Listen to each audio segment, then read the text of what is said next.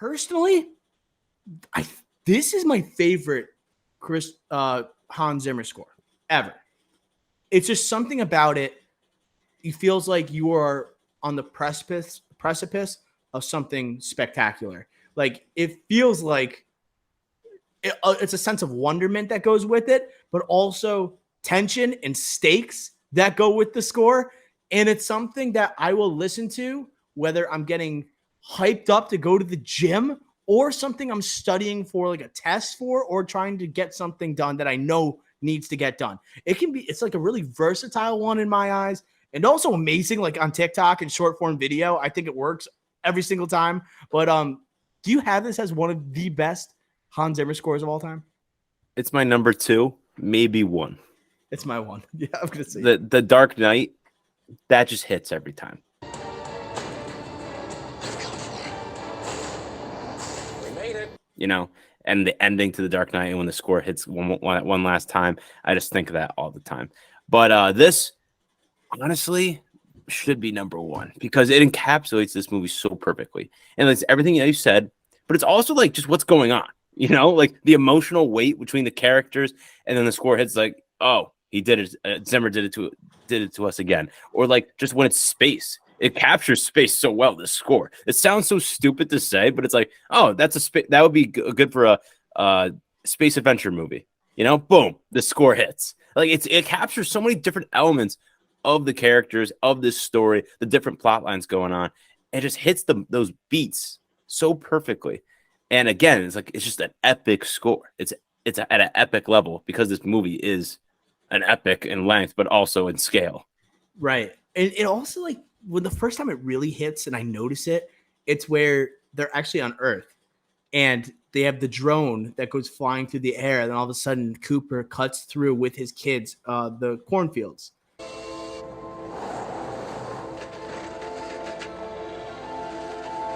And then it's the sense of wonder that it provides. And like, to me, it's something about it. It goes well with like the Cooper character, where it's this guy in a world that has abandoned science. He still believes in it.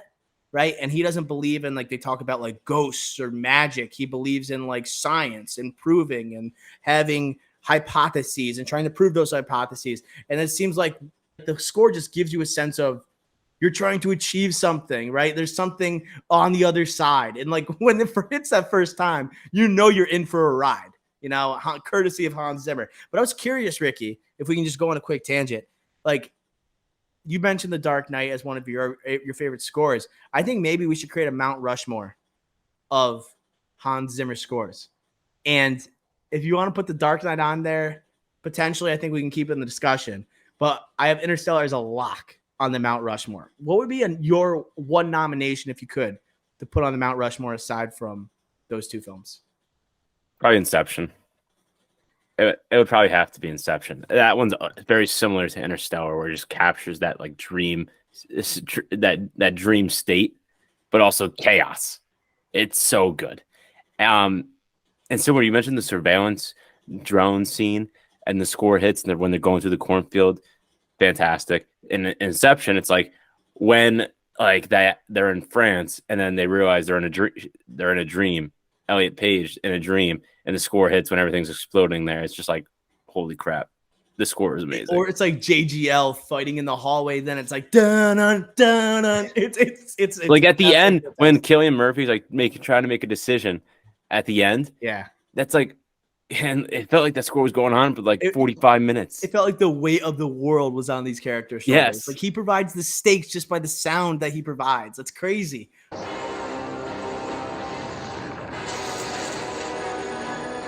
That's good. I think Inception should be up there. Dude, but what's weird about it is like Dune, for me, is not on the Mount Rushmore. You know, it's just so different, and it's so like warrior battle-like type of sounds. He's using totally different sounds I don't think anyone has ever put together, right? Or mixed together for a film, but it somehow fits perfectly. But it's not something I find myself returning to. I need to let it sit with me for a bit. In terms of most iconic, dude, Pirates of the Caribbean, bro. Yeah. Like, that's got to be one of the most recognizable scores in movie history. Talk about, you hear that, you just picture like a drunk Jack Sparrow running with his hands above his head. You know, that's what you think of immediately. Or him like grabbing on the sail and like on the Black Pearl and saying, let's ride. And then Lion King. Like Lion King's also, to me, I think of like Pride Rock, and I think of Simba at the end.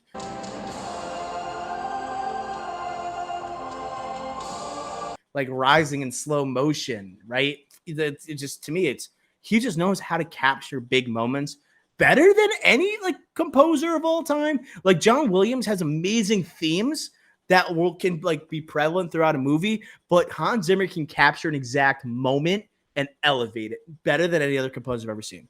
Yeah, I think John Williams like understands like the movie itself and like what this movie needs, like just the generic, like basic, this is Indiana Jones, right? This is Star Wars. Zimmer's like, no, let me just break down every individual scene and just alter the score so you feel that, yeah, Murph thinks that her father left her to die.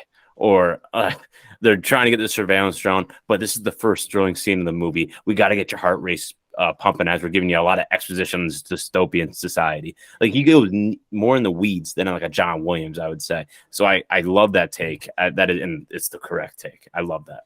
Yeah. And then, dude, Hans Zimmer's just a goat, man. Like Gladiator, we didn't even bring up, which is one of the. I was gonna bring up a couple others. Gladiator. Honestly, Man of Steel, I love. Man of Steel is fantastic. Sherlock Holmes, I think, has a fantastic score as well. But my personal Mount Rushmore, I'll say, is I'll go Interstellar. I'll go Pirates of the Caribbean, Lion King. My God. I thought you were gonna say Dunkirk. Dunkirk's up there too, and that's a huge part of the movie, a huge technical movie, and I'll get to Dunkirk in a second, but The Dark Knight means so much to me.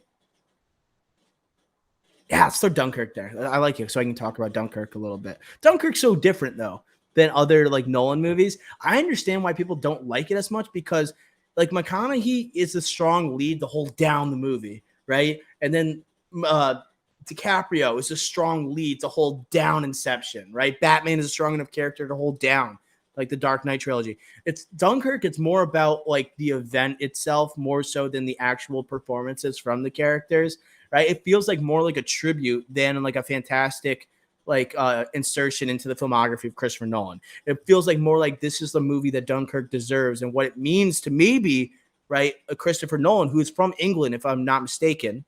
So It's like something that means a lot to him, and I think he wanted to do justice, right? And he did it in the best way by taking his technical abilities and what he does with IMAX and what he can do with sound and put it towards, right, some kick-ass, like that makes England look amazing, right? With those dogfight sequences, right? Like in the air, or it's like the civilians of England coming over to like save these soldiers. It just feels like more like a full, like a tribute than like, as I said before, like the huge spectacle that like we usually get or typically get. It's almost more like a documentary almost, but like, you know, showing the scenes inside the documentary, like, like if they're doing a World War II Dunkirk documentary, they're not going to use footage, but they're trying to explain something that happens. They use like fake people. Like, it's like kind of doing that. Like it's about like the team, not one person, right? That's why it's like it's about the allies. It's not just about like one person being the hero. Like it's about like the full effort that went into it. So you can't just have like one guy leading the movie. That's why Tom Hardy's in a mask. Cillian Murphy is just like abandoned soldier. Like there is not like Fionn Whitehead's a relatively unknown actor because like the relatively unknown people or just like everyday common folk that are just like being thrust into this impossible situation. You know, so I think it made sense for the casting, but I understand why it's not like one of those movies people like return to in the filmography. Yeah, that's why for those reasons, that's why it's lower on my Nolan rankings, my personal rankings. But again, technically, it's stunning. It's amazing. That's why those Tarantino comments about it, like, oh, like that makes sense. But for me, it's just like you don't have someone that holds down the movie or that you can cling on to. You know, like you can cling on to Matthew McConaughey, or if you don't feel as in touch with that character, you can go to Anne Hathaway. You know, I think both of them just give powerhouse performances. In Dunkirk, we don't have that, you know. And in Nolan movies, yes, it's about the visuals most of the time and the story itself. And in Dunkirk, those do play, but people to execute in the movie, with the performances to help you connect to the audience, elevate the movie, and eventually elevate the movie. I just don't think Dunkirk has that.